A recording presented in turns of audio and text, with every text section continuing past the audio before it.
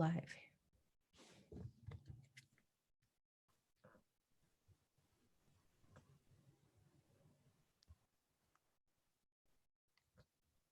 And there's the live notification. Is there? Yay. Okay. So I can see myself. Let me just make sure. Yeah. Oh, I just saw you, Rachel. So I just saw me too. Oh God. Hold on. Let me pin myself. No, I am pinned. Why did that happen? Well, I don't care. If you guys don't care, I don't care. I mean, I'm fun. Yeah. I'm just a cute Winnie the Pooh bear.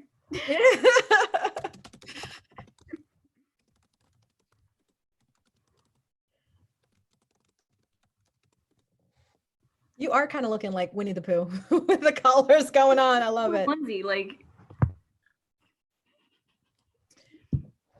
All right. So we have some people watching us on YouTube. And oh, it does say Winnie the Pooh. I love that.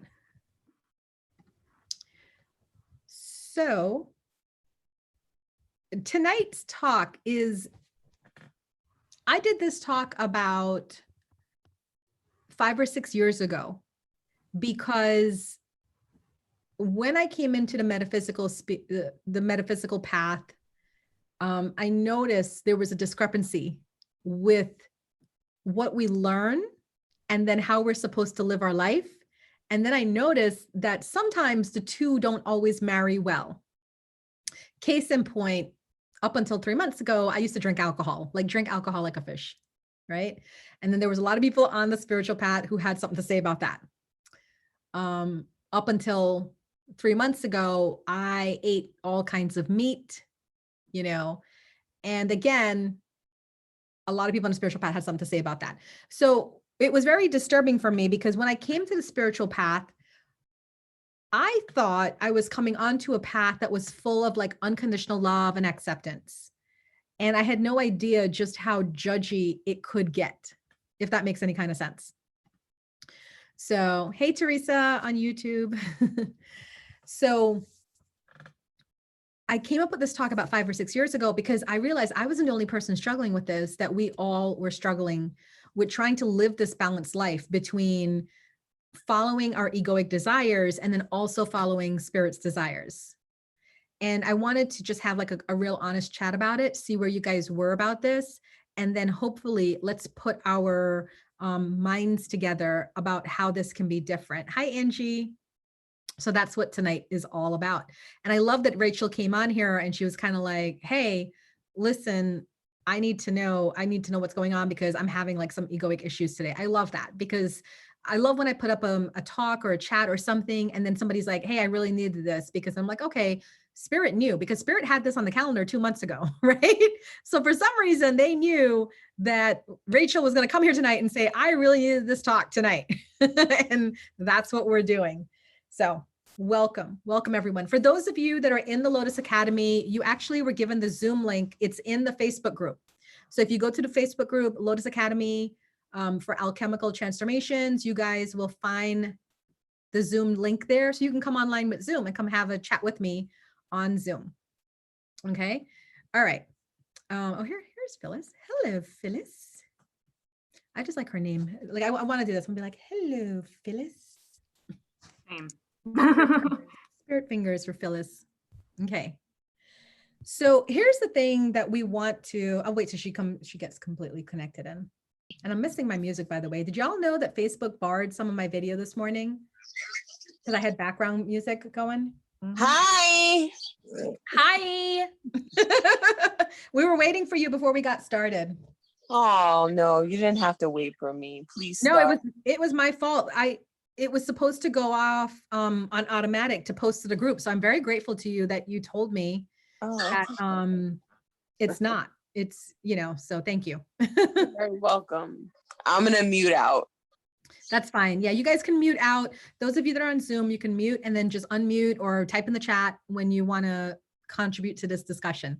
So without further ado, here we go. Here's my talk on balancing ego and spirit.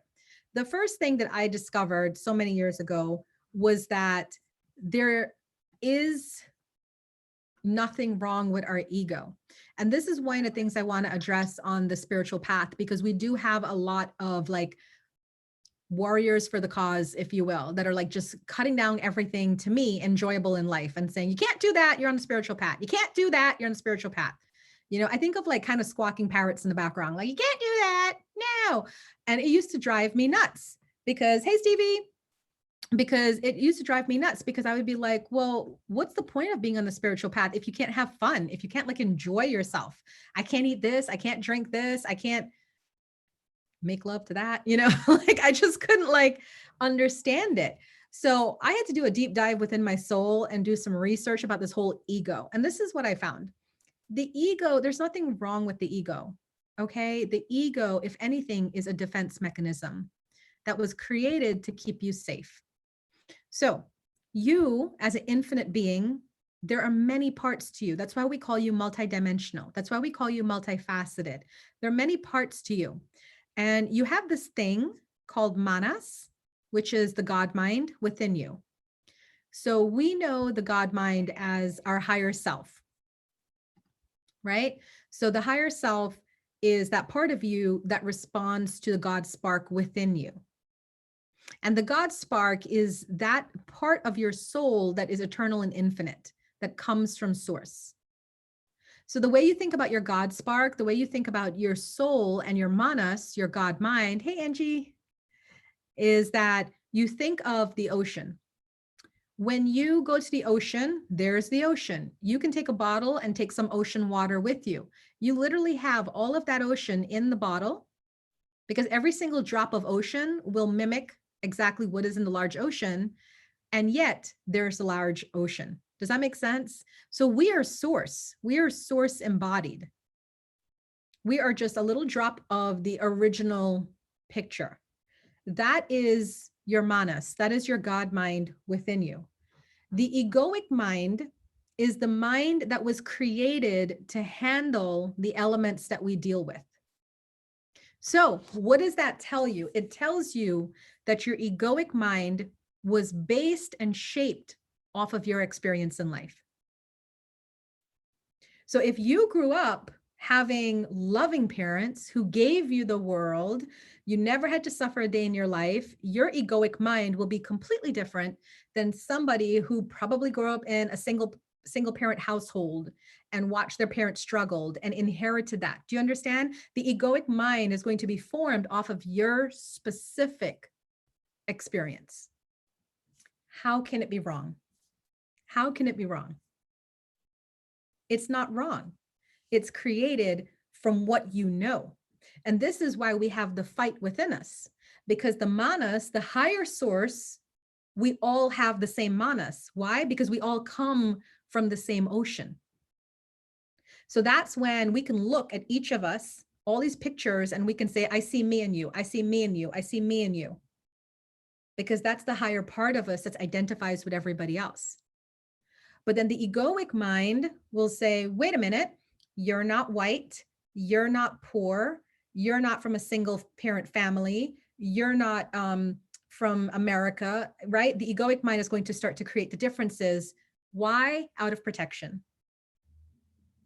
Because whatever is different from the egoic mind means you are not safe. I can't trust you. I've already been through too much crap in this lifetime.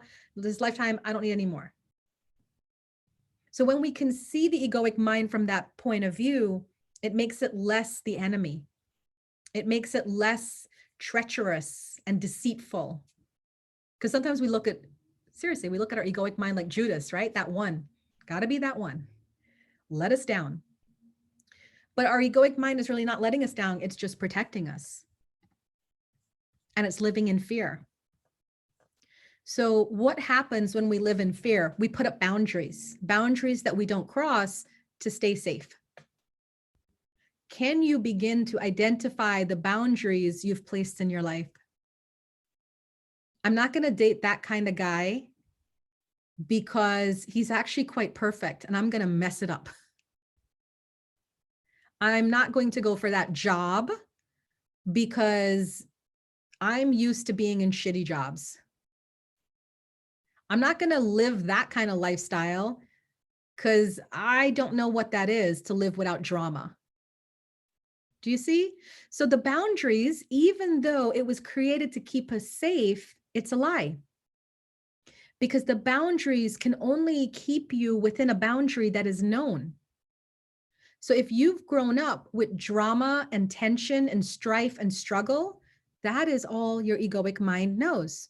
So it will furthermore continue to keep you in these parameters. It is better to know the monster that you know than to be with the monster that you don't know. Thanks, Rachel. Right? It is better to be with the monster you know. And this is the cycles that we're in. These are the cycles we're in. We don't go for better. We don't want better. When I used to date before Rob, who is like, if he ever watches this, is the most perfect man on the planet, right? I got to put that in there. I used to go for a certain type, and that type was the type that played games, that were emotionally unavailable, that had no interest in settling down. And why was that? Because I knew that monster. I knew it.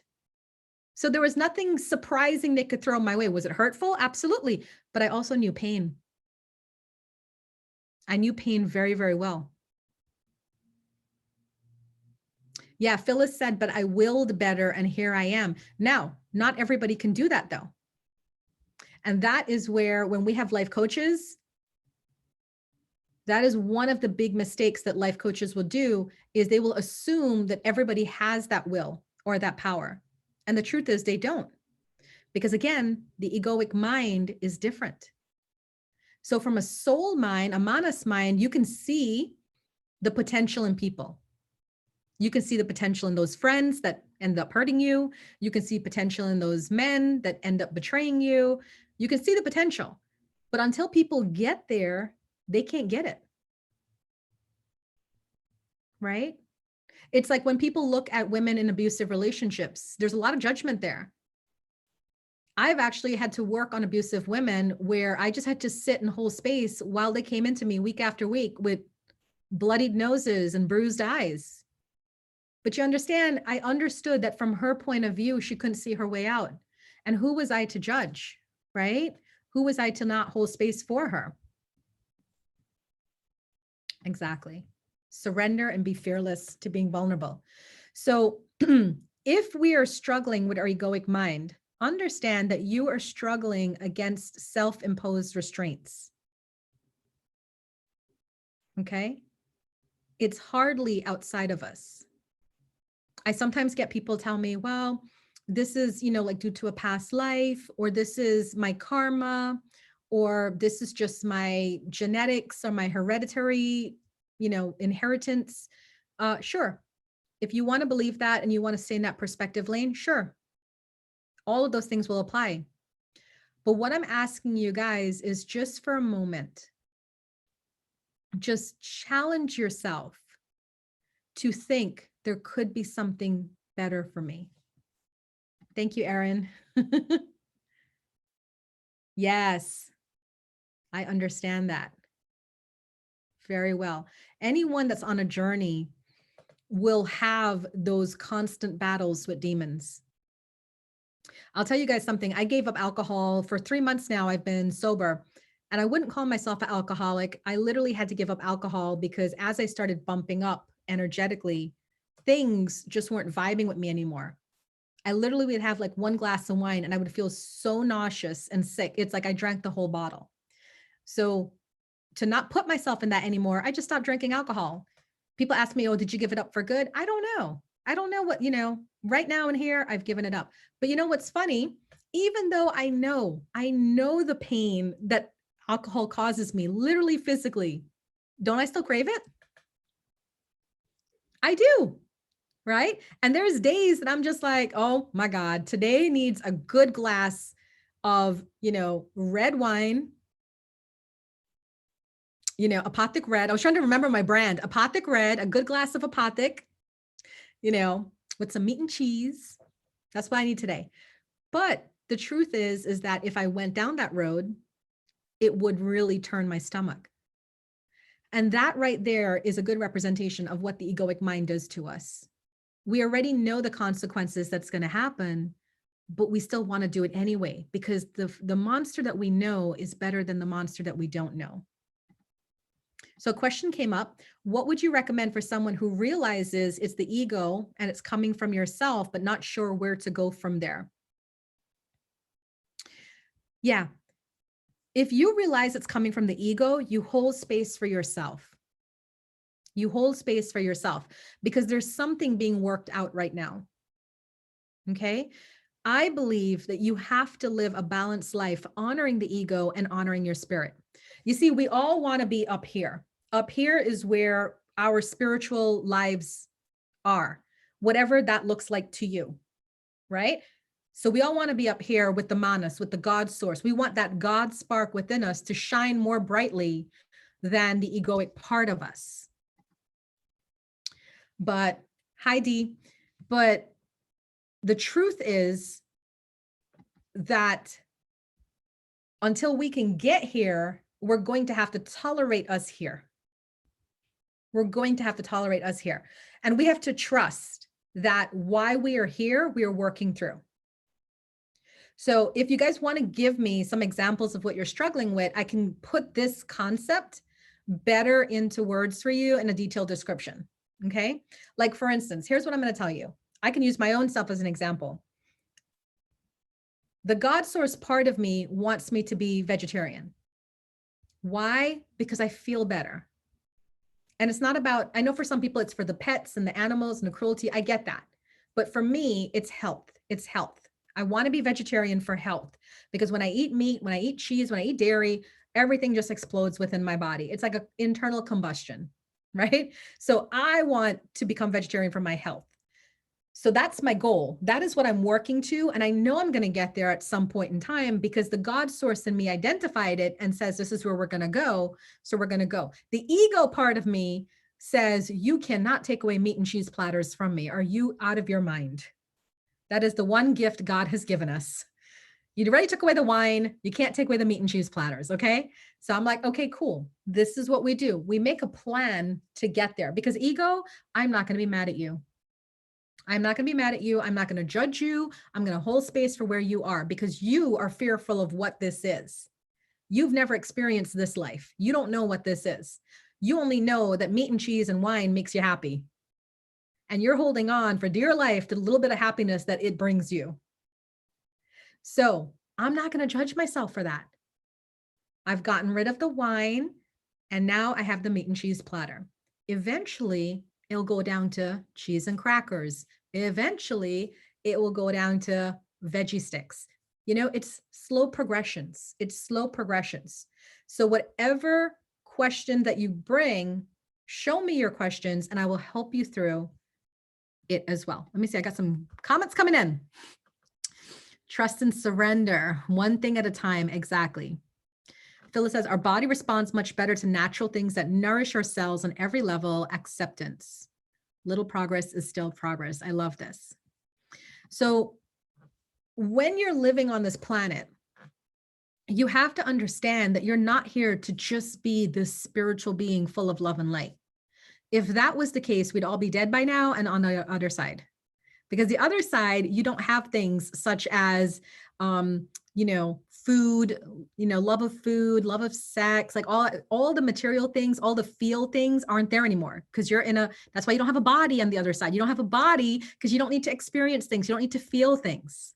So if you're ever on the spiritual path and some teacher tells you, you need to stop this, don't do this, don't whatever, run away, run very, very far away. Because the truth is you are denying your actual human existence. You're denying it. Right?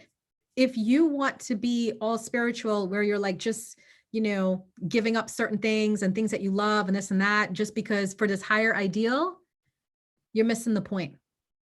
The point was you came to Earth, you took on a human body to have a human experience. What is the human experience? The human experience is duality, right?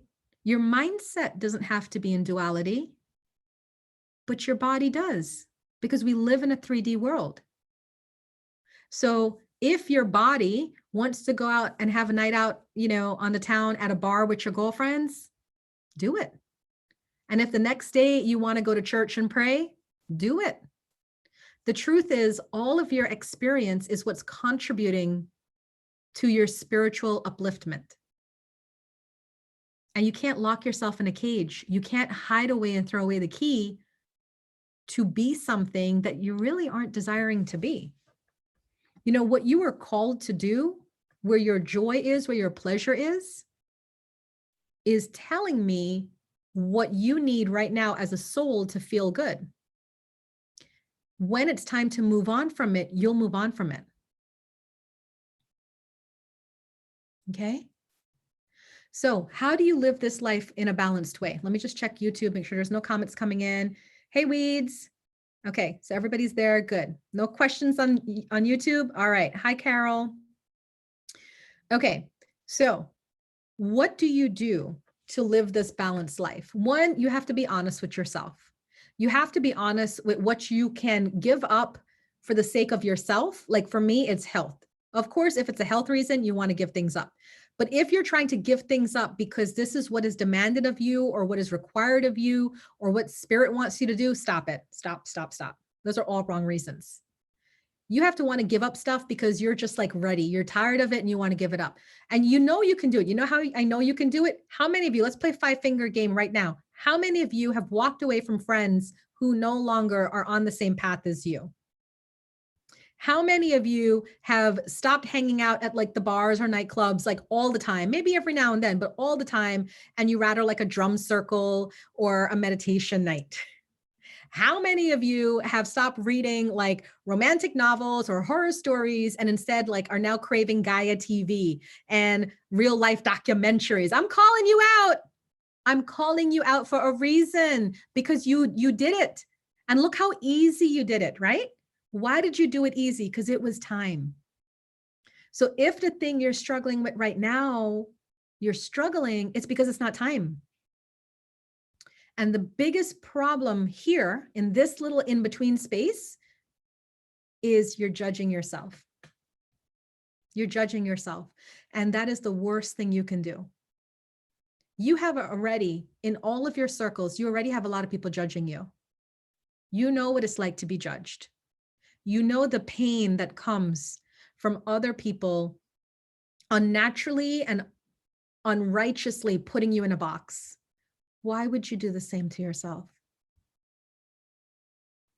The truth is, the reason why the spiritual path can't be defined is because the spiritual path is different to each person. The reason why we leave the religious path and we come onto the spiritual path is because we want to find our own way to God. We want to have our own personal connection to source. And there's no right and wrong in that. There is no right and wrong in that. I'm reading all the comments.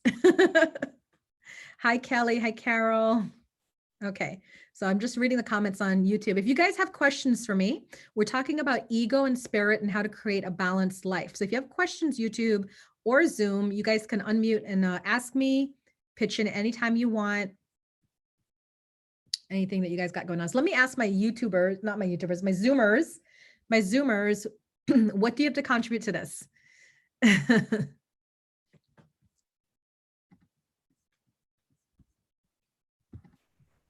I'm like kind of all over the place because this conversation applies to so many different things that I'm dealing with right now. Like Perfect. Within the past like week, honestly, it's just been a lot of things coming up that I've just been personally just like, but why? I don't like this. What's going on? But how do I? And it's really been like, especially today, I was experiencing like some kind of inner turmoil. Like I almost started crying at work. That's okay. Just like the amount of things that are just like, I feel so conflicted about. Would you like to share one of them and we can talk through it? Sure. So like, for example, like this happened yesterday. I was super cute yesterday, as some of you might have seen. Yes, you What were. you did not see is how short that outfit was. Okay. Is very, very short. And we had a friend coming over, and my boyfriend was like, go change. And I was like, who are you telling me that I have to change? No, I don't. I don't have to change. I don't want to. Meanwhile, yes, I do. I do want to change. I'm not comfortable in this around people. But it's the fact that you told me, now I'm upset. Right. So that's a really good example. That is a really good example. You could take a better example than that. The ego in that perspective is not so much about the outfit. It's more about, if I let go in this relationship and let him have a say, have a win, if you will, what is my life going to look like? And the ego is drawing on this experience from other experiences. Does that make sense? Yes, especially like I grew up in a fairly strict household, and where you're not going to leave the house looking like how that would, no. That was the immediate thing that I got when you talked about it. It was a trigger from the past. And the ego is like, I don't care if my ass cheeks are flapping around.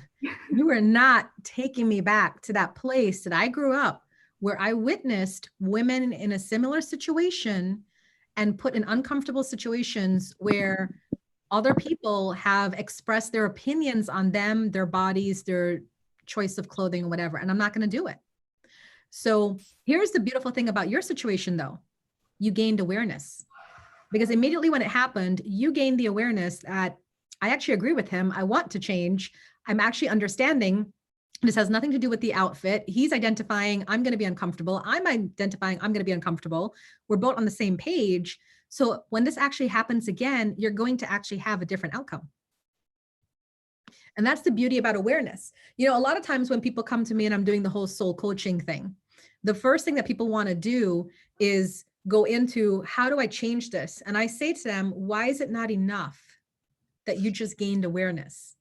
Because the truth is we don't give power to awareness. You know why? Because it's very meek. It's very docile. It's very passive. I learned something new today. It's not enough. We torture ourselves. We torture ourselves so much. We need to feel something. That's the only way we're going to learn. We need to feel something. But the truth is you actually already learned it. You learned the lesson. The next time it happens and your boyfriend says, go change, you're going to be like, yeah, I kind of want to, you know? And that need, that egoic need to like fight up and rise up and fight, or fear or anger, is going to dissipate because you have just worked through it. Does that make sense? It does. And thank you. Yeah. It's still a little fresh. It is still a little fresh. And that's the thing, because we have so many programmings of the soul to, again, the egoic mind, to see people as different than us.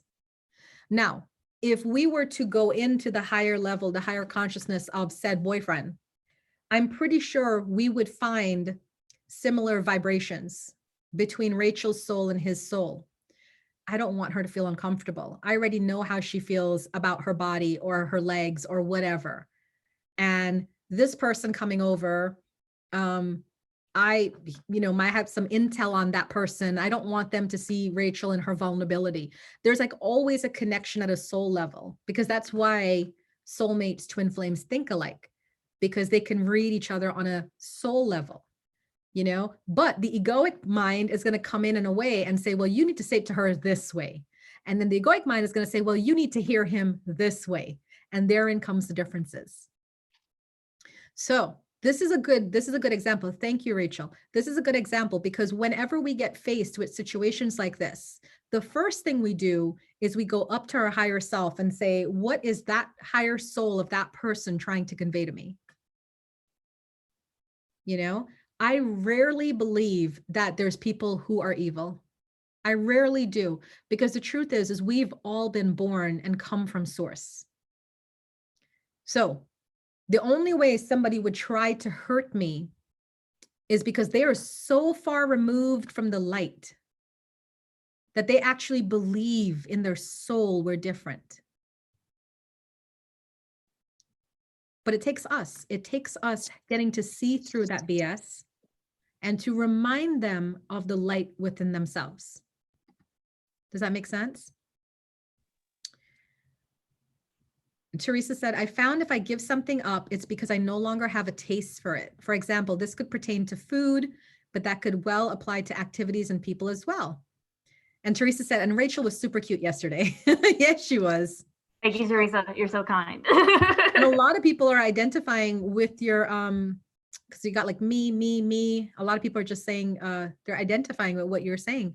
So here's the thing. Being on the spiritual path doesn't mean you have to give up things or be somebody else. Being on the spiritual path just means that you are looking for your own personal connection to the God source, whether you believe it's God or source or Jesus or the angels or the universe, whatever you call it. The only one thing we all have in common being on the spiritual path is that we believe there's a power stronger and bigger than ourselves outside of us, but it's also part of us. We come from that energy, whatever that is. Okay.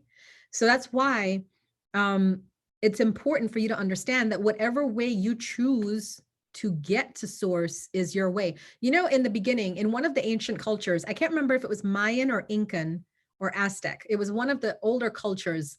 They had a belief that the very first people, there was two types of people that existed, the people of the earth and the people of the sky. And that is the understanding they use to describe how people are today. The people of the sky, in my opinion, in my perspective, are the people who really are, say, vegan, vegetarian, no alcohol, abstinence, meditate 4 hours a day, no judgment. They really are of that vibration. Do you understand? I like to call them the angel workers, because if you see my friends, my spiritual teachers who are friends, they like to see like only goodness and light. I think of one of my good friends, B. Carlton, she's amazing. We call her the angel lady, right? She does angel readings, and she has a great diet. She's high vibe, she's high frequency. And she loves, everything is like peace, love, light, and joy. I love it. I'm not that person. I'll tell you that right now. I'm one of the earth people. Okay. And I'll tell you how you can identify the earth people. The earth people get into a lot of shenanigans. Let me tell you right now. A lot of times the earth people tend to be shamans or shamanistic, right? They love the earth and they love things that come from the earth. You know what comes from the earth? Alcohol. Alcohol comes from the earth. You know what else comes from the earth? Meat. Meat comes from the earth, right? You know what else comes from the earth? Fornication and dancing. Okay. So you got to know your lane. You got to understand that it's still a spiritual path. It's still a spiritual path, and you can't judge yourself for what you're drawn to. Right? When we get together with our friends, Rob and I, like, we have this one friend, she throws these like healer parties where it's just like, yeah, Rachel, you found your people. It's right here. And she throws these like healer parties where we all get together, and it's so cool to go because you can see the sky people there. They're very subdued and quiet. They're drinking water with a lemon in it and eating the salad. Then you could see the earth people there, right? Sometimes like wasted, falling in the pool naked. I don't know, like whatever happens, right? But we're all healers and we're all light workers. And the beautiful thing about it is we've learned to see past the differences of our choices. And you got to go where you're drawn to. So there's a lot of us watching this right now, and some of you identify with the sky people. You are on this quest to be of that light and want to be in that love and light. And there's some of you who want to be very grounded and who want to work with the people that have the pain and address the pain and see the shadows in people and work with the shadows in people.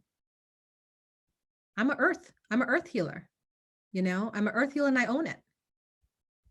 I'm fine that I can't, meditate for 4 hours a day. I'm fine that I still eat meat. I'm fine that, maybe in future, every now and then I'll have a glass of alcohol or whatever. I'm okay with that. But the thing is do you know where you belong, which group you belong to, and are you okay with that? So it's not good or bad, it's just the difference. There is rarely anything good or bad unless you live in a 3D reality where duality still exists on the mind plane, there is rarely anything that's good or bad. When you shift to 5D, the fifth dimensional is unconditional love and acceptance of self and others. And when you shift to 5D, you start to see the good in everything. Right? You start to see the good in everything. I love my friends who are vegan. I love my friends who don't drink. I love my friends who are abstinent by choice. That's great. I don't judge them. I don't compare myself to them. They're doing great work. They also, my friends that are on that path, most of them like to work with people, not about problems, but about upliftment. Right? So they like to work with doing, like, say, angel readings or sharing good news. That's great. I'm on the opposite end. I like to work in the dark. I like to work with the shadows. I like to address the addictions and the behavior. And my friends love me for that too. Right? A question came up. Oh yes, Phyllis. This goes back to yesterday when I asked, what master are you serving? And that came about because, and it's funny, you know, I put this talk up like, what, 2 months ago? And yesterday I had a situation where, you know, some people that I work with, it was getting the lines were getting very crossed in terms of, what are we doing? Are we following, you know, the master of money and wealth and good fortune? Or are we following the master of integrity and inner strength and inner solitude? And at one point I felt like we were kind of getting the water muddy. So I said something, I spoke up about it, and I said my piece and I left it alone. But it was interesting that happened the day before today, right? It was just like a reminder. It's a reminder that this is always a constant struggle. So that's why I made that post, Phyllis, about, you know, what master are you serving? Because sometimes I need to ask myself too.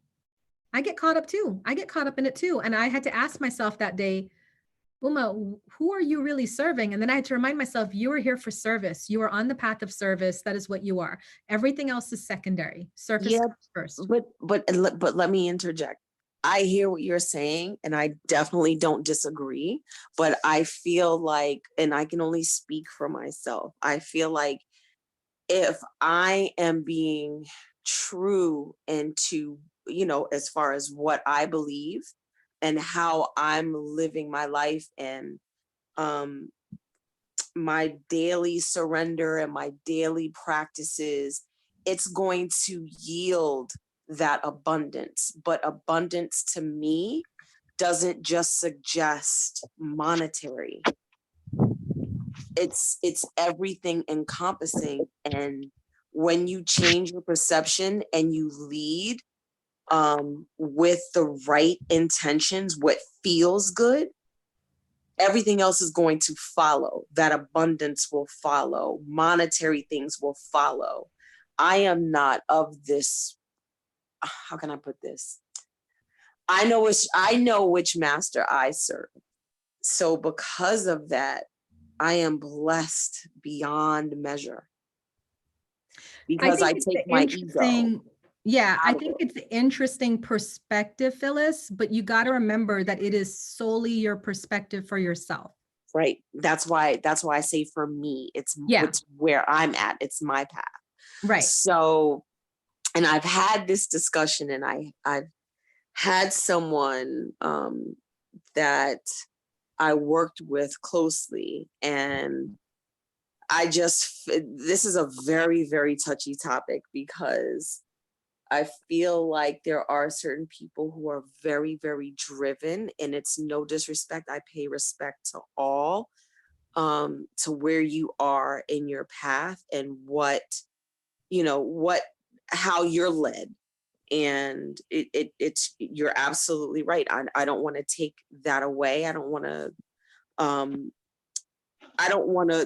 shed a light on it, or dim anyone's light from what they're experiencing. But for me, it's just, I can only give my own testimony. I know, but I'm kind of curious what this is about for you, because I'm still having a problem trying to figure out what you're talking about. I'm sorry. No. As far as yesterday's conversation, and I digress, like, we can take that conversation, back. I'll take that back online. but Yeah. and I You're, don't, are you talking about the post? yeah. I'm just specifically talking about the post Mhm. in relation to ego. So what's your comment? I'll take it back to the post. Okay, because I'm not. I don't want to digress from this discussion. So Yeah, we I'll kind take it of back to the did, post. and that's So why I was I'm so trying sorry. to. I was trying to figure out how this fit in with this conversation we're having now. But Sorry. here's what I'll say about it: you can only serve one master. Mhm. That's it. If you serve money, you serve money. It is what it is. If you serve spirituality, then yes, abundance will come about, and abundance in all forms, not just monetary, but abundance in health and peace and blessings, Yes. you know, with spirituality. But again, not necessarily so. Because for some people who are serving on the spiritual path, due to the egoic mind and their duality that exists there, they can actually attract more pain, more suffering, as a testament to, let me show you how spiritual I am. Ah, wow. As in the dark night of the soul, perhaps? Okay. Yes. So that's why you got to really like hold space for everybody in terms of when they're on the spiritual path. I have a friend, she's a really great shamanic priestess, but I'll tell you what, she is 1,000% in belief that she has manifested a life of pain because it is her due karma. And there's nothing I can say to change her mind. I can't talk to her about law of attraction. I can't tell her that everything is meant for abundance, that we are meant to have prosperity in all forms. I can't tell her any of that. No, Uma, this is my karma for many, many years of being this kind of person. And she literally attracts to herself these amazingly painful situations. You can't judge people, guys. And what you feel about yourself is what you feel about yourself. But that doesn't mean it applies to anybody else. Right? This is why it's so important to understand the egoic mind. It is strong. You know, they had a story about a man that was locked in a freezer. Him and his inspector and coworkers had to go and inspect this freezer, and he stayed behind to do something, and he got accidentally locked in. And the next day they found him dead. This is the interesting part of the story. They found him with symptoms of if somebody froze to death. The freezer actually wasn't plugged in. Yeah. He actually willed himself to death. He believed so strongly, and him being a man who inspects freezers and know that it takes 90 minutes before, like he went through that whole process and literally killed himself. It wasn't even cold in there. All right. So your mind, whenever you hold very strongly to something, that is your first downfall. That is your first downfall. Whenever we feel the need to say our point of view and share from that point of view, another downfall. One of the things you got to learn is to, not anybody here, just when I say you, I mean like, because I'm just like, oh my gosh, people might think I'm picking on Phyllis. No, I'm not talking about Phyllis anymore. I'm talking about like you, everybody who's listening. One of the things you got to learn is when you're experiencing this life, you are only experiencing it from your point of view. And the books you read and the tapes you watched and whatever, that's not life. That I've had some people tell me some crazy stuff. And let me tell you something. I'm like, what the hell is this? I come from a third world country. I've lived through a dictator. I've lived through a riot. I've been sprayed in the face with pepper mace. What's it called? Mace? I can't remember. Burned the hell out of my eyes. I've lived through some stuff. And when people come to me and tell me, Uma, you don't know what I've been through, I'm like, let me hear it. Let me hear it. Because Guyana was tough. Okay. Guyana was tough. So that's the thing. It's like we have to understand that when we share our opinions, our point of views, we're just speaking from our own knowing and our own knowledge.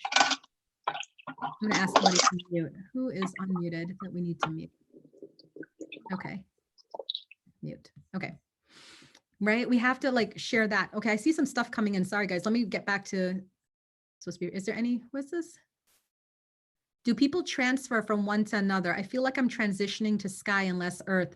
You know, I used to think that too, Stevie. I used to think that I'm going to transition to sky because of my desire to go like vegan and no alcohol. But I got to be honest with you, something in my soul tells me you're born an earth person, you're an earth person. You're born a sky person, you're a sky person. Now, it's not like unnatural for you to want to mimic the behaviors of another group, but at the core view of who you are, you're going to be that person. You know what I mean? Because I know the behaviors and practices of my sky friends. I love it. I aspire to do it. I aspire to be it. But if I'm really honest in my heart, that's not for me. That's not for me. I love the earth too much. I love being down here. They love being in the stars. I love being on the earth. Right? So I feel like we can take on their behaviors for healing, and we can take on their behaviors for, attracting goodness into our lives, but at the core of us, who we really are is going to be who we really are. Rachel said, my ego is like, what? Even I had to step back and be like, listen to this woman, think about what you're doing, what you're going. So maybe will you like the outcome of decisions? This talk is really helping. Yes, Erin, you have a question? Yeah. Hi.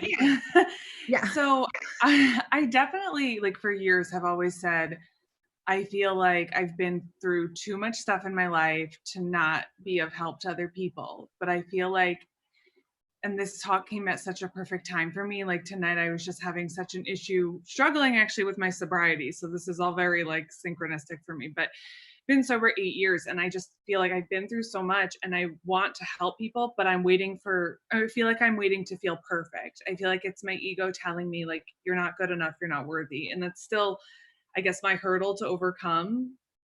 But I feel like I'm just waiting.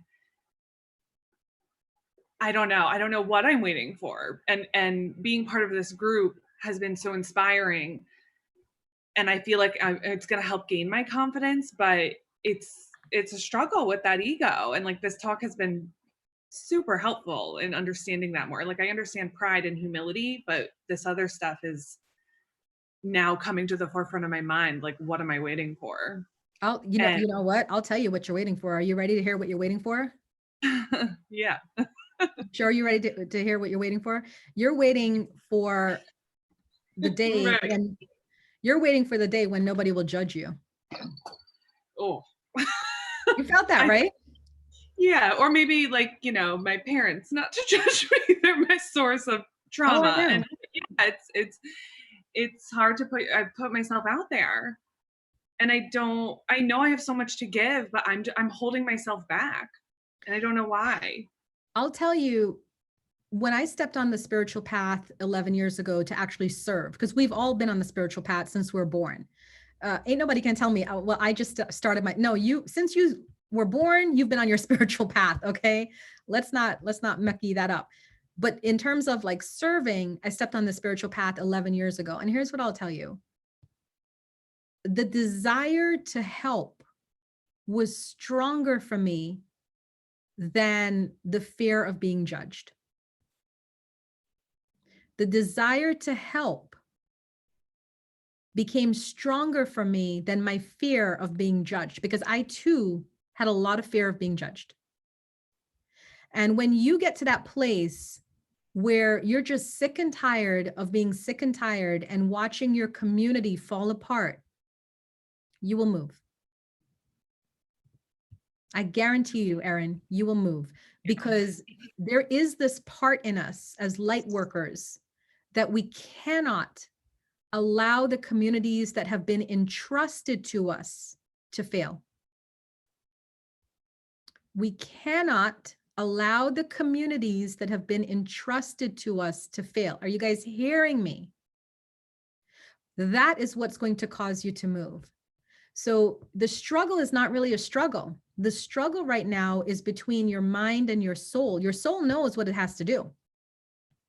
Your mind is saying, you're going to be judged. You know what that's like, Erin. You've been there before. You don't want to do this. You don't want to go down this road. You know what they could say? They could say all these things. And you're believing it. But trust me when I say, Erin, that one day one day you're going to get up and you're just going to say, I don't give a shit. I don't care if they judge me. I got work to do and I need to do it now, because if I don't do it now, I'm going to like literally internally combust. And that's what it feels like. It feels like you literally are going to blow up from the inside if you don't do something. Does that make sense to everyone? I'm coming back to you, Zoom. There's a lot of comments on YouTube. My Lord, sorry. Sorry, I missed you guys. Okay. Let's see. Earth people. How do we know when we need to walk away? I mean, I feel it, but what a tip. Walk away from what, Wahid? I'm not sure. Sorry, I missed that conversation. Vanessa said, we hear you from the back. Awesome. So please let me know, walk away from what? The thing is that you guys are all been called. You don't need to know where you're going to go. To this day, I don't know who I'm supposed to be or what I'm supposed to do. As God is my witness, I don't know what they want to do with me. I don't care. I'm a soldier in the field, and that's all I need to know. I've been given my orders. I do what I need to do. I close my eyes. At the end of the night, I say prayer, thanks be to God, and I go to sleep. That's where you guys are stopping yourselves, because the egoic mind of you is telling you you need the whole plan before you start. That is BS. I'll tell you that right now, that is BS. Because when I started 11 years ago, I started as a massage therapist. If I knew 11 years ago, I would be the owner of a center, well-known on social media and being invited all around the world to teach and talk, I'd hung up the gloves like 11 years ago. I'd be like, no, that's not for me. That's not for me. But there's a reason why they don't tell you what you're meant to do, because your greatness is too scary. If I saw all of this now 11 years ago with my undiagnosed and traumatic anxiety, listen, I'd be back in Guyana. I'd be like, screw this, I'm out of here. I'm going home. I'm gonna find me a man. I'm gonna get married again. I'm done. I'm gonna be somebody's wife. And I'm telling you that because that's the truth. That's the truth of my situation. I didn't know I was gonna be any of this. But you know what I did? I listened and I was obedient and I followed. So, Aaron, if spirit comes to you and says, Aaron, do a blog, you do the blog, Aaron. Aaron, do a Facebook Live. You do the Facebook Live, Aaron. You know, Uma, you have always had this, ever since I connected with you on Facebook, every time I go online, there's something that you write that just speaks to my insecurity at my core. There's always something so comforting. And this, you saying you don't need the whole plan to get started. Don't need the whole plan. Thank you. Listen, Phyllis and Rachel, y'all are like killing me right now with these comments and with Rachel mind blowing up and stuff like that. So I'm trying not to laugh. Y'all are killing me over here. I agree, Aaron, you don't need to know. But what I do recognize in you is the seed that has been planted. I can feel it, I can see it, and I can hear it. So follow it. Follow it. Okay. And the thing is that it's been put on your soul for a reason. I'm looking at all of us. We all have a different path. I know Rachel's path. I've seen her path. It's completely different than what Rachel thinks it's going to be. I'll tell you that. I've seen Phyllis's path. She pretty much knows where she's going and she's quite accurate about that. Nancy's on her path. She's doing her thing. She's found her niche. But they're all different, right? We're drawn to things for a reason. And you got to trust why you're drawn to those things. I've been drawn to the darkness since I was a child. I like the darkness. I thrive there. I thrive in seeing people's darknesses. That's why it's very good. It's easy for me to see the underside, the underbelly of people, because I work with it 24/7, day in, day out. So when people try to lie to me, don't do that. I already know where you've been, where you're going, and what you're trying to do to me. The thing is, though, I don't hold it against you. You know, there was a great story about Sai Baba. I don't know if you guys know, he was a really influential leader from India.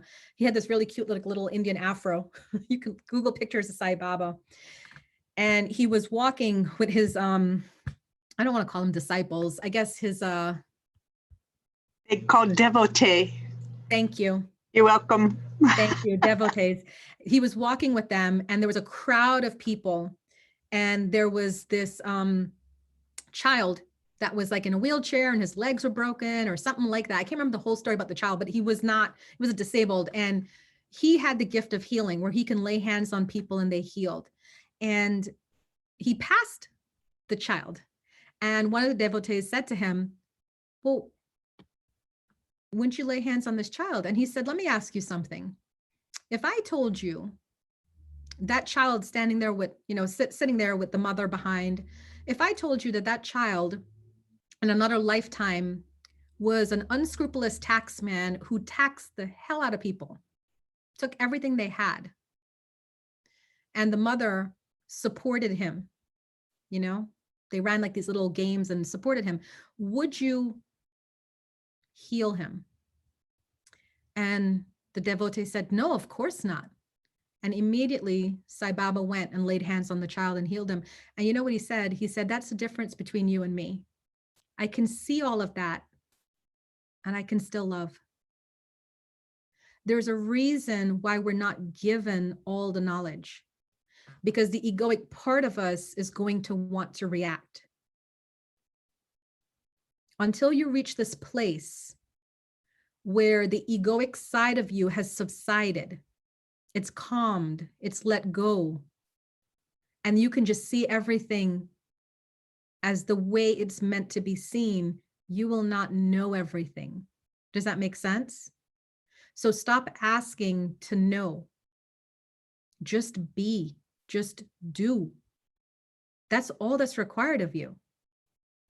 It took me 11 years to get to a place where I'm never, ever going to say I know everything. But what I will say is I know enough. But it took me having to work through a lot of my ego to get here.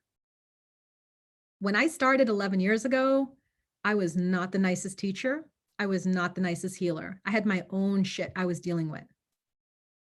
And that's why Spirit withheld so many things from me. I didn't have the following I have now because I was dangerous to them and I was dangerous to myself. So when you don't have things in your life, you have to trust that it's for your good and for the good of people, that it's not here yet. But you also have to trust that it's on its way to you. We like to think of the soul as a flower. And as the flower unfolds, the essence arises. A lot of you are still tightly closed buds. And time and experience is going to allow that flower to open. And when that flower opens, the essence reaches out and then the people will come. You don't have to do anything. My friends had a chat with me a couple days ago because they noticed on Meetup that all my classes were filled with wait lists and stuff like that. And they wanted to know, Uma, what are you doing? What are you doing? Well, what's happening? I'm not doing anything. I literally put up a class and within 10 minutes, there's 10 people in the class. I'm not doing anything. I'm not doing extra advertising, nothing. But I'll tell you one thing, the flower has opened, the essence has reached out, and whoever needs to smell that essence is drawing to it. Does that make sense? And that's going to happen for every single one of you. You are all flowers and you all have your own bees that is waiting for your scent. And the only thing you have to do right now is develop that scent. And how do you develop that scent? You follow those little messages Spirit is giving you. Rachel, write this blog. Phyllis, put up this post. Stevie, do this Facebook Live. That's all you do. You're welcome, Phyllis. I will always be your cheerleader. Oh, Lord. Sorry, YouTube. I missed all this stuff. Teresa said, you're right. Not going to argue that point. There's a reason why I just don't know it yet. It can be unnerving. It's only unnerving because the egoic mind is telling you, you got someplace to be. All right. It's only unnerving because the egoic mind is telling you, you have someplace to be. There is no time. There is no space. Louise Hayes created the amazing Hay House and everything that followed in her late 50s. Steve Jobs came to like complete success in his 50s. There is no time and space for anything. So if you feel like you're running out of time, ego. If you're wondering why them, not me, ego. All we are called to do is work. You know, this is why when people say to me, I want to be a light worker, I'm like, are you sure? You literally know you're becoming a servant, right? Like if you weren't a light worker, you could live your life for yourself. But when you become a light worker, you become a servant. You are here to serve. And you know what service means? It means your time is no longer your own. Your energy is no longer your own. Nothing is your own. You are a servant. If you don't know what I mean, go watch any medieval times movie and you will see what a servant's life is like. Okay. It is never your own. When I have my friends are like, if we're out, you know, and 2 o'clock in the morning, I have a student writing me like a paragraph on Facebook about their dream. And what does this mean? They're like, Uma, you got the patience of a saint. No, I'm a light worker. This is what I'm called to do. Right? So the thing is like, even think about that within yourself right now. For those of you that want to become teachers, do you have the time and patience right now for, let me see, on a typical day, maybe about between 25 emails, Facebook texts, calls, messages, you know, FaceTimes. Do you have the time for that? Like 25 a day? Rachel's like, hell no. This is what I'm trying to share. If you see what my life is like, you'd be like, what the, right? But the thing is you got to build to that. And you got to be in this place of acceptance. I have to read through like maybe about 10 paragraphs. I'm not even kidding you. I'll have people write me 10 paragraphs and I have to read through very quickly to get the gist of what they're telling me to respond in a kindly manner. And half the time, none of those people book you. Just to be 100% honest with you, you'll get a ton of people writing you for advice, for dream interpretation, for free readings. And maybe out of the 100 you get, maybe 5 will book you. I kid you not. It's a lot. It's a lot of weeding through, but you do it because it's not work. It's service. So if you have that mindset that I'm here to serve, then it's not work. It's just, it is what it is. So coming back to the balance between ego and spirit, the way that I started to create balance in my life was to stop judging me for the things that I liked, for the things that I was drawn to, for the things that I still enjoyed. And I allowed space for the opening of that rose to become even bigger and more full in that aspect. I trust that in time, spirit would allow me to understand what this is about.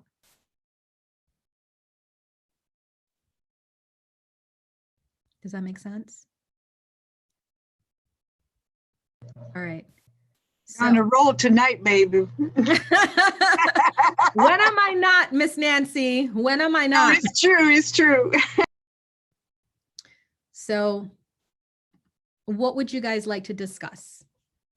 Can you hold space now more for those of you that are struggling with whatever it is that you're struggling with? Can you hold space for yourself and understand that you are working out of the scope of your egoic mind and you're coming in to the place of your spiritual mind? Can you hold space for yourself? Right? Can you stop judging yourself? Can you be kind to yourself?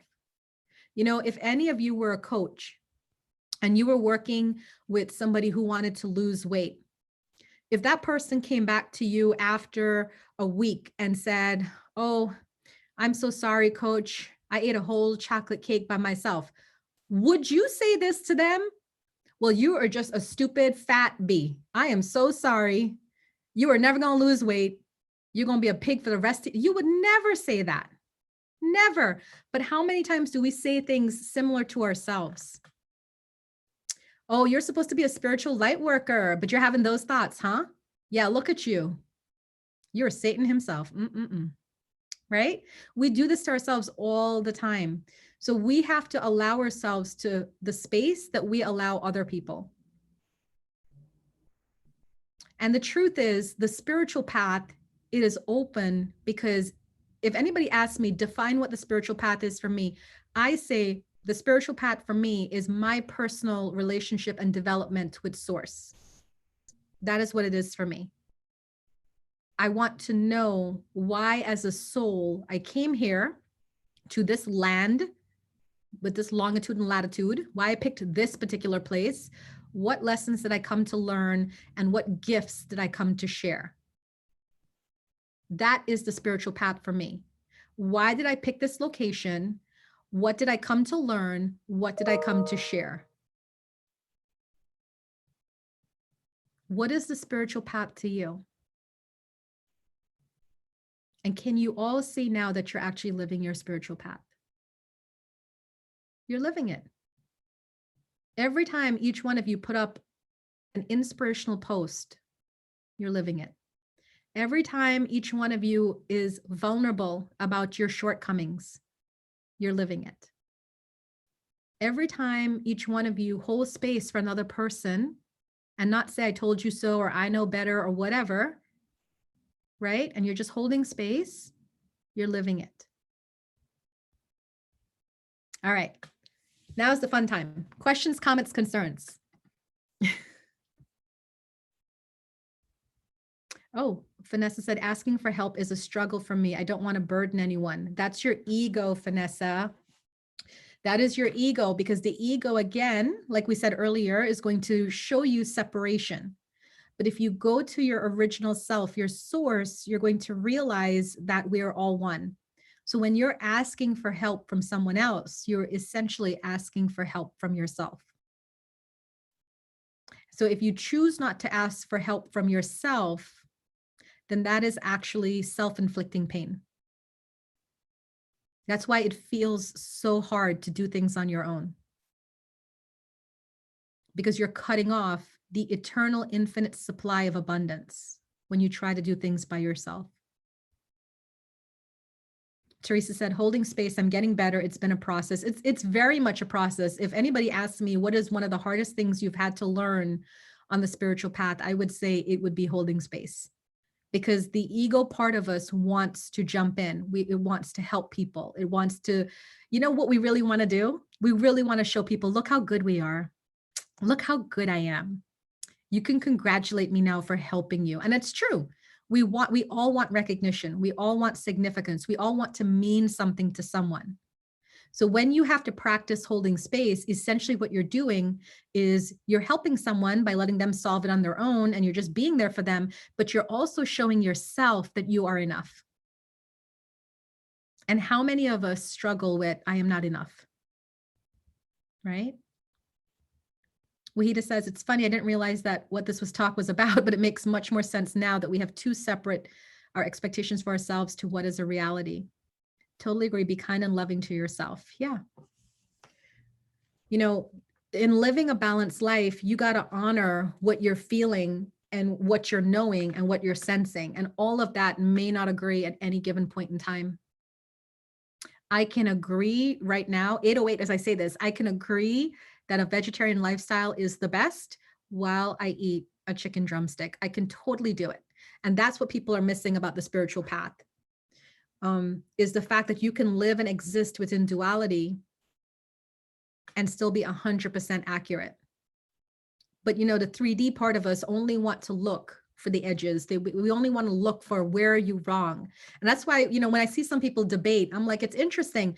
People that offer up like their opinions in a debate or something, it's like, what are you doing? Like, you're not looking for cohesion here. You're looking for separation. Egoic, right? Look at me, listen to me, watch me. There's a lot of times when I'm listening to somebody talk and I'm just kind of like, well, I don't really agree with that, but I'm not going to say anything because I'm like, in my mind, I'm like, what's the point? What does it contribute? Right? What is it contributing to the conversation? Unless it's a real big contribution. A lot of times when I'm in my classes, my mentors have to call on me, Uma, what do you have to say about this? Because I don't offer anything. I'm just there to listen. I'm there to learn. Right? Bye, Phyllis. Rachel says, I find it easier to hold space for others than for myself. Yeah. Isn't that amazing? Because that's true for a lot of us, right? We can do things for everybody else, but we can't do it for ourselves. Why? Why is that? Why do you guys think that is? And there's no right or wrong answer. Why do you guys think it's easier to hold space for others, but not for ourselves? I know for me personally, it's because I'm a lot harder on myself than I am on anybody else. Like That's it. for me, it's like I'm supposed to be doing like all these like great things, but I'm like here. Yeah. Yeah. Because there is that part of us that's still at a very core, we don't believe we deserve a lot of things. And that is something that we all have to work through. Some people would say that's your existential crisis, that since you left the actual source, that when you left source, you felt cut off and disassociated. And you may not remember your original reason for coming to this earth planet. So essentially, all you're going to remember is being cut off. So you spend the rest of your life trying to find worth. Right? It's kind of like children who grow up, if they had like an adult who abandoned them, and they grow up with this abandonment issue. And even if they become a parent and they can understand, like they found out their parent was a drug addict and had to go to rehab, and they can understand it at an adult level, there's still that little inner child, you abandoned me. Right? So there's that part of us that even though we understand on an intellectual level, we are souls, we left source to come here to do work, we understand it, there's still that emotional part of us. Source, you abandoned me. Why did you leave me? Why am I cut out from the fold? Right? Right, Rachel. She said that example hit home hard. Yeah. Because when you become an adult and you start to look at things that affect you on a child level, you can see it from an adult eyes. You still understand it, but it hits different because the emotion's still there. And that's what we're all working through. I had a woman that I had to do a reading for recently, and I was telling her, don't trust your feelings. And she was like, that is such a new concept because everybody always says, trust your feelings. And I said, no, don't trust your feelings, trust your spirit.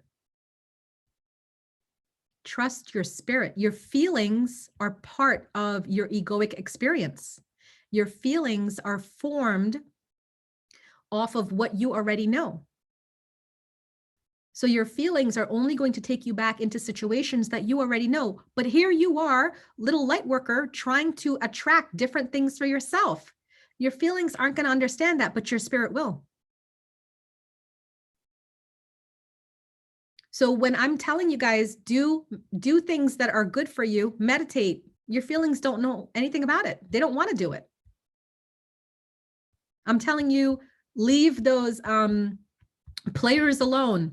Your feelings don't know that. Your feelings don't want to do it, right? But your spirit will hear me. And how many times does that happen where I say something, it resonates, but then you're kind of like, I don't want to do it though. I hear it. I know it to be true. I don't want to do it. Stevie says, for me, it's hard to be compassionate for myself because I felt so much time surviving. I spent so much time, yeah. But that in of itself, Stevie, tells me, why wouldn't you be kind to yourself? Why are you judging yourself for surviving? I would think that you would want to be more compassionate to yourself because you have been surviving. Right? Because it's kind of like if you saw somebody in the water that survived like their ship being blown up, and then, you know, your boat pulls up, and then you're kind of like, I'm not going to help you. You should have gone down with the boat. Right? Wouldn't that be something? So in a way, you got to reroute that, Stevie, to say, wait a minute, I actually need to be even more compassionate for myself because of all the stuff that I had to survive.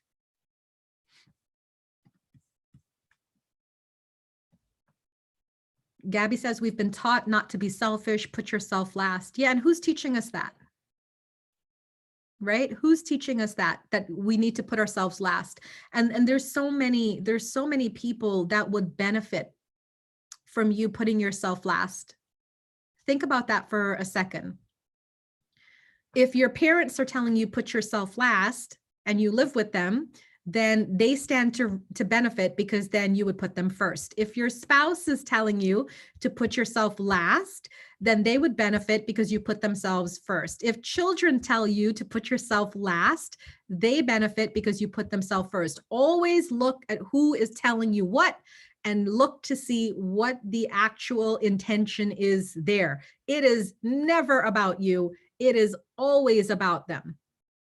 We have to wake up, guys. We have to wake up. Thanks, Nancy. Oh, Nancy left already. Okay. So when you start to hear people say, when you hear that, like when people tell me, people say that you got to put yourself last. Who said so? I challenge it.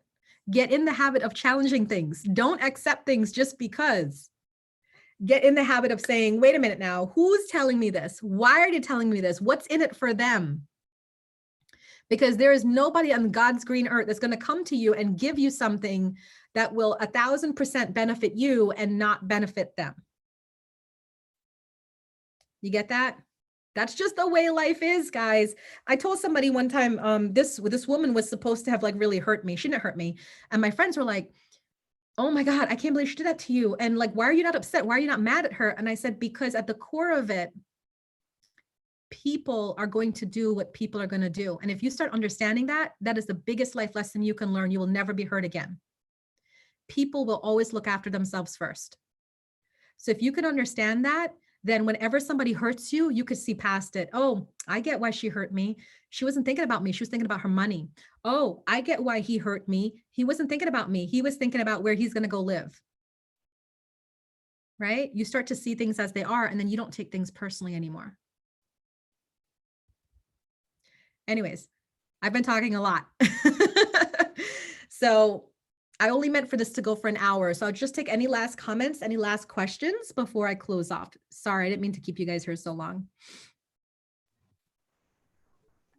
You have really just been preaching lately. You have not been talking. You have been preaching lately.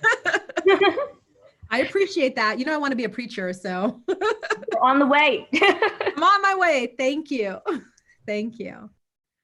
I just hope that this helps you guys. The reason why I wanted to do this talk, like I said, is I struggled so much at the beginning of my spiritual path where I judged myself. Other people were judging me. You're a spiritual teacher. You shouldn't be drinking alcohol. You shouldn't be doing this, and it was so heavy. And it actually made me want to step away from my spiritual path. And I'm hoping that as you guys develop on your path, that you don't judge yourself. And if people judge you, you just hold space for them to see what's in it for them and to allow yourself to release it so it doesn't stop you. Here's the truth of it. Your spiritual path is your own. It is really just your connection with your God source. And however you want to live that, it is your damn right. It is your right to live it that way. Don't let anybody, including me, tell you anything differently. And that's all I really wanted to say tonight. So thank y'all for joining me. YouTube, I'm going to go ahead and start unhooking. I don't even know, unhooking it. Stop live streaming to YouTube. You're welcome, Carol. She said everything just really struck home. Good night, Teresa. Gabby, I appreciate you too. Thank you so much for coming on. And I'm going to go ahead and stop streaming.